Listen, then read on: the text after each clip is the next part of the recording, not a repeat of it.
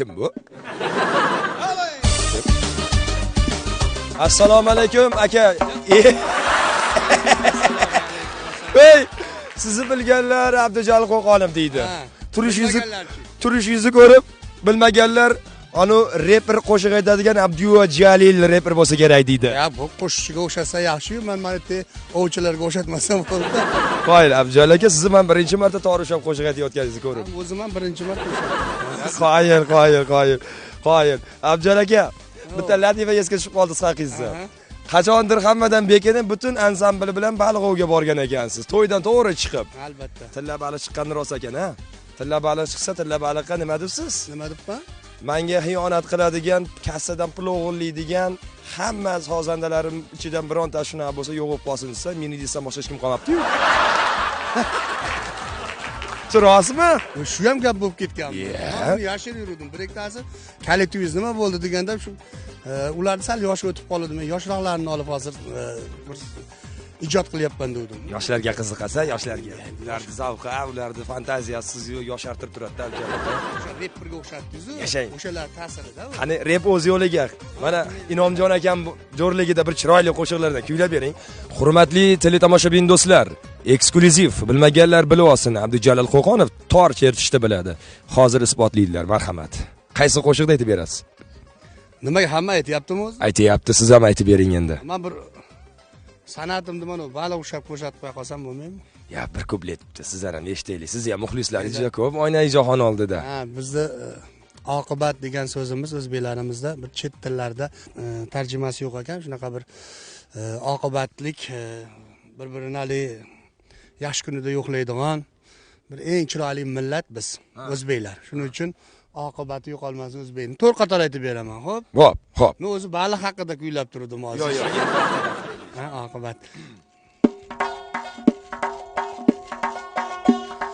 Bir muqaddas tuyg'u bordir tilimda, qancha matay qolib ketar dilimda.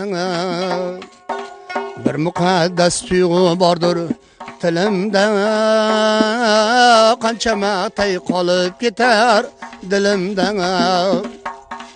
Tarjimasi topilmagan bilimda, oqibati qolmasin o'zbekning, oqibati qolmasin o'zbekning. Ortirganil to'y qiladi eliga, Alloh o'zi quvvat bersin beliga. Ortirganil to'y qiladi eliga, Alloh o'zi quvvat bersin beliga. Ayting ko'z tegmasin feliga, oqibati qolmasin o'zbekning, oqibati qolmasin o'zbekning. Ilohim oqibatli bo'laylik. Mana ovozlarni qaltirab chiqishi, mana sovuqni ta'siri. Hammadan burun bu yerga kelyapmiz. Muzlab bo'lindi. Haqiqatan ham tomoqlarimiz ham charchab qoldi.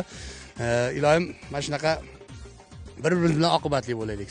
San'atkorlarimiz va xalqimiz hamisha shu chiroyli kunlara yurtimizni, xonadonlarimizni tark etmasin. Siz qadrdonlar Baliqovda ko'rsatuvini ko'ryapsiz, deb ishonib o'tiribsizmi? Qaytda baliqlar uchun konsert bergani kelganga o'xshaydi bu xonandalar.